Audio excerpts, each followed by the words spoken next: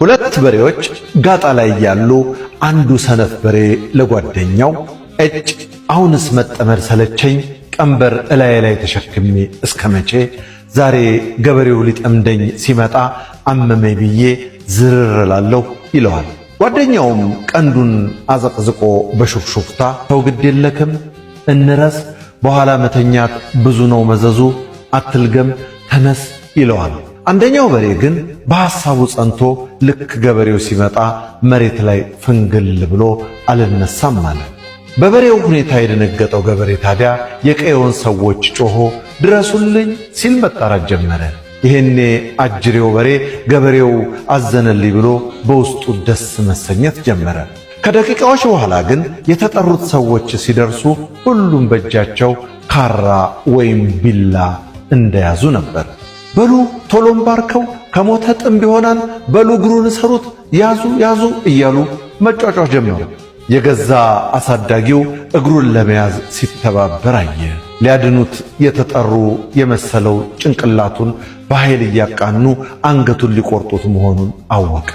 ይሄኔ ውሸታሙ በሬ ቢፈራገጥ ቢጮህ ቢያለቅስ መታረዱ ግድ ሆነና በራሱ እጅ ሞቱን አፈጠነ።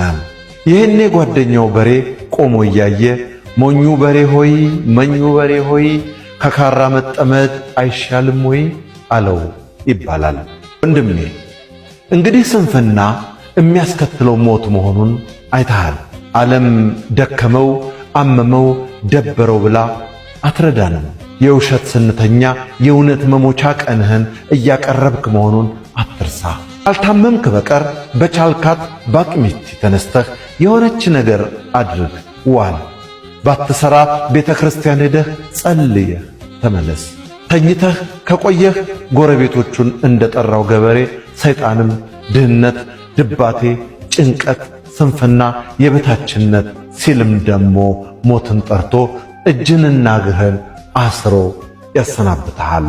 ወገኔ ከመበርታት ውጭ አማራጭ የለንም።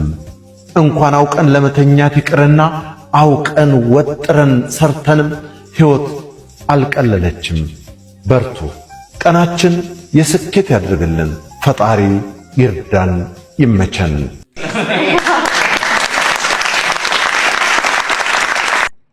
ሸዋን በባዶ እጁ